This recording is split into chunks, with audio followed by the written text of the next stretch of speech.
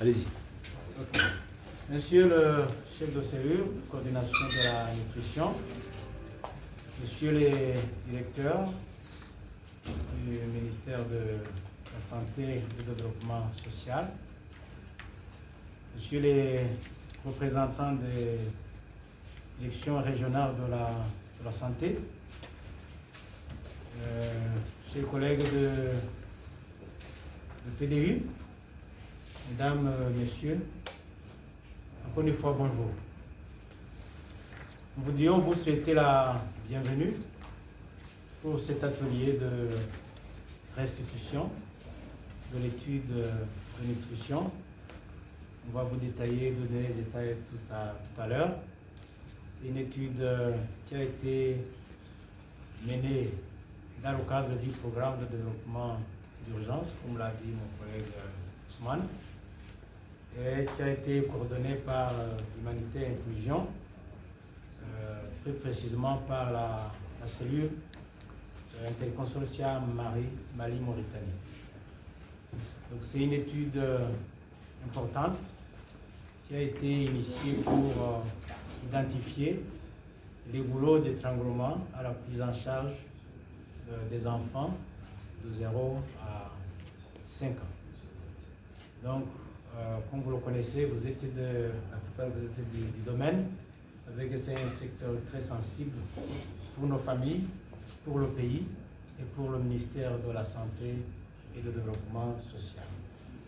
Nous voulions vous remercier d'avoir d'ailleurs accompagné la mise en œuvre de l'étude, parce que c'est grâce à vous que l'étude a pu... Okay, donc c'est grâce à vous que cette étude a été menée, notamment par l'appui de la Direction générale de la santé et de l'hygiène publique, qui a, même pour cet atelier, même avant pour l'étude, la Direction générale a envoyé des correspondances de mobilisation de tous les services de santé pour nous appuyer dans cette étude. L'étude a été menée par le bureau des conseils. Tout à l'heure, vous allez les voir.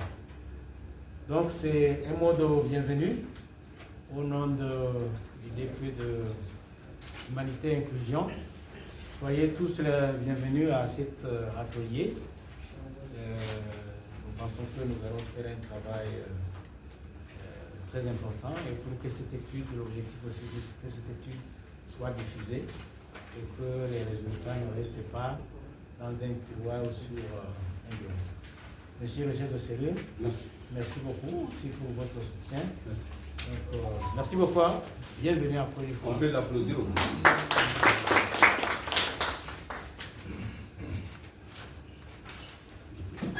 Bien.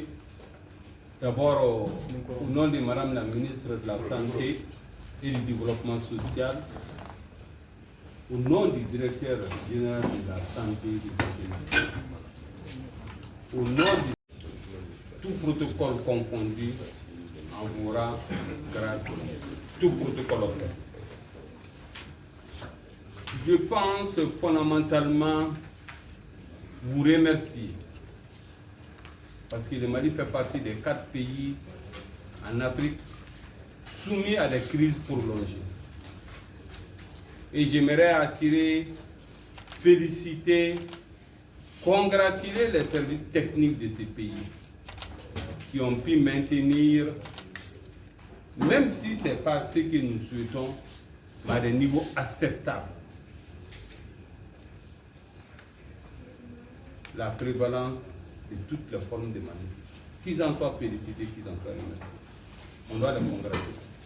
Et nous allons remercier aussi tous les partenaires techniques et financiers au nom de Madame la ministre qui ont accepté dans des conditions souvent inhumaines d'être là où l'État n'a pas été présent.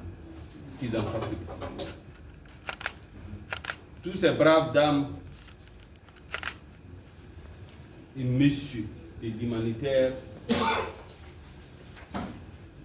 et tous ceux à qui j'ai collaboré quand j'étais de ce point, et aujourd'hui je suis de d'autres mondes, Je sais comment vous travaillez. Et c'est sur ce que je tiens, au nom de Madame la ministre encore, vous adresser les sincères remerciements. Votre leadership, votre dévouement, votre engagement pour nous soutenir dans notre mandat, qui est de faire du droit à un état nutritionnel satisfaisant un droit pour tout le monde. C'est le mandat de l'État. Et voici sur ce mon introduction. Je ne vais pas m'arrêter là pour dire qu'il y a eu beaucoup de progrès en matière de la compréhension des différents déterminants de la prise en charge de la malnutrition. Mais aujourd'hui, les crises, le contexte, les changements climatiques et tout ce que vous savez, à l'introduction, le maître de cérémonie nous a vraiment gratifié de tout le contexte. Il risque de remettre tout ça en cause. Et nous ne serons pas de remercier l'Union européenne qui est le bailleur et aujourd'hui l'ONG partenaire qui est Humanitaire Inclusion qui ont voulu bien prendre le soin de nous amener des données factuelles pour nous éclairer. Et je pense que cette étude va nous prouver que le Mali avait fait le bon choix parce que le Mali est très engagé dans l'approche multisectorielle de renforcement de la prise en charge de toutes les formes de malnutrition, y compris la malnutrition aiguë. Et nous disposons de cela d'une plateforme multisectorielle depuis 2013 avec une vision politique qui est la politique nationale de nutrition. Et je remercie beaucoup la direction générale parce que c'est eux qui sont mandatés pour faire cette politique. Ils sont à la révision et nous souhaitons que cette politique va garder toujours cette vision multi-acteur, multisectorielle. Et de ce fait, ils comptent renforcer cet acte. Avec la révision de la politique, avec la troisième série du plan d'action multisectoriel et aussi avec le pôle SAN et le PRPH. Cela veut dire que nous allons nous ouvrir à d'autres secteurs que vous n'avez pas encore eu la chance de faire. Voici, et enfin, les liens très forts entre le renforcement des systèmes de santé durables, je parle à ceux qui et la résidence, offrant des mesures essentielles en matière de nutrition, avec toutes les formes de malnutrition, est aujourd'hui démontrée. Et aujourd'hui, moi, je représente Madame le ministre en tant que chef de la cellule de coordination de la nutrition, qui est une structure un peu atypique, parce qu'elle n'a ni politique ni programme. Et il a mandat de renforcer la compréhension de la dimension multisectorielle de la nutrition. Multi-acteurs et multiniveaux. Et pour cela, je pense que certains exemples et recommandations de votre étude pourront nous permettre de renforcer ce qu'on a comme hypothèse, en faisant de telle sorte que l'intégration de la nutrition dans les secteurs clés comme l'agriculture, comme la santé, comme la protection sociale, l'éducation, eau, hygiène, assainissement, emploi, création de richesses, parce que ça n'est une. La nutrition est la seule intervention dont $1 investi doit nous permettre de voir $16 de retour d'investissement. Et les guides normatifs du nouveau code de l'OMS nous prouvent qu'il faut mettre les pas sur la prévention. Et vu l'importance de l'agriculture, l'augmentation de la diversité des productions à forte valeur nutritive d'agriculture, d'élevage, de la pêche, d'agroforesterie, qui sont des potentiels, ne citer que le pain de singe. Quelle valeur ajoutée pour la prise en charge des cas. L'autoproduction de ces produits est un point important que le Mali souhaite soumettre à tous les partenaires, qu'on puisse être autonome au niveau de nos collectivités pour ces prises en charge. Et cela va être facilité par un document stratégique que la sous-direction a bien voulu nous gratifier. Je parlerai de la stratégie Ange avec sa vision multisectorielle. Et j'aimerais qu'on félicite cette équipe pour cette prouesse. Parce que dans les pays africains, le Mali est un des rares qui a cette vision multi-acteur, multisectorielle de l'Ange, quand même en gestation les plus avancées. Et partout, on est félicité par cet exercice. Et je pense que les normes de l'OMS viennent de nous gratifier que cette équipe doit se sentir heureux et honoré d'avoir rempli son mandat en tant que document normatif administratif. Je ne vais pas citer ici leur protocole de prise en charge de la malnutrition et tout ce qu'ils ont comme PNP en matière de nutrition. En tant qu'entité stratégique, je pense qu'il doit être facile. Et aujourd'hui, la crise nous pousse à dire que cette prise en charge est importante, mais sans dire pourtant des problématiques de la malnutrition se passent en dehors des centres de santé. Cela veut dire qu'il faut travailler sur la disponibilité et l'accès à des aliments nutritifs en prenant en compte tout ce qui est aujourd'hui Ange dans sa vision multisectorielle. Et je vois des filières de fortification qui pourront nous permettre d'aller encore plus. Et je pense qu'on pense aux enfants, mais j'aimerais attirer votre attention qu'il n'y aura jamais de résultats sans une attention particulière aux femmes, aux filles, parce que c'est eux qui sont là pour encadrer ces enfants. Et ça me fait du bien quand je vois que dans cette salle, ce n'est pas d'habitude, mais il y a plus, quand même, c'est un tiers d'hommes sur femmes. Et j'aimerais que les femmes s'impliquent davantage. Et je vois un petit garçon qui me fait du bien aussi. Et ça fait que nous devons prendre les problèmes de manière holistique. Je ne fais pas de discours généralement, mais je donne ces grands points pour vous dire que ce n'est pas parce que les enfants, les femmes, les adolescents sont victimes de cette crise, mais ils sont aussi les plus grands vecteurs de ces changements pour la durabilité, pour tout ce qu'on a. Et nous, en tant que facilitateurs de cette approche multisectorielle, nous remercions au nom de Madame la ministre surtout la gestion des dividendes.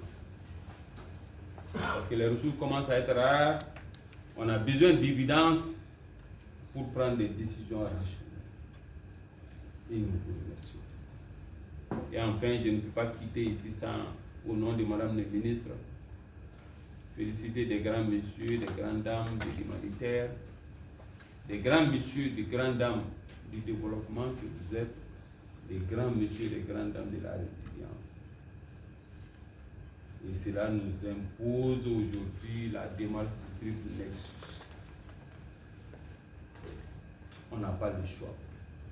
Parce que personne ne peut me dire quand est-ce que cette crise va finir. On sait quand est-ce que ça demande. Du fait du triple nexus, c'est que aujourd'hui le gouvernement souhaite, là où vous êtes, vous faites de l'humanitaire, vous renforcez la résilience, vous ferez le développement pour la paix. C'est fait que tous les acteurs autour de cette table doivent travailler de manière synergique. Cela veut dire qu'on va avoir une nouvelle culture de travail. En oubliant nos égos, en nous partant à la place de détruire et en faisant de telle sorte que personne ne soit laissé de côté. Et c'est sur ces mots d'espérance et d'espoir que j'ouvre la session de restitution qui va nous amener à voir plus clair dans ce que nous avons pensé. Parce que le plus grand défi qui nous impose aujourd'hui, nous, les managers, c'est de penser différemment, mais convaincre les autres d'agir différemment. En premier lieu, vous, les cadres de l'administration publique, vous devez donner une vision claire, soigneusement articulée avec vos documents normatifs, pour que les acteurs de terrain puissent les intégrer dans leur vision, dans leur pratique et dans leur comportement. J'ouvre la session avec beaucoup de bonheur au nom de Madame la ministre. Je vous remercie pour votre attention. Merci bien, monsieur le président. Para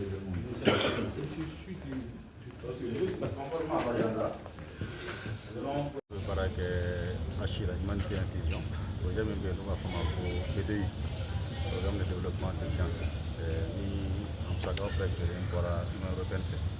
Donc nous para que nous devons pour les là et on fait la façade du projet. Si ce modèle là est vraiment sur la vie à ça, avec par exemple les cas où nous commençons, c'est la fin de fois, par rapport à la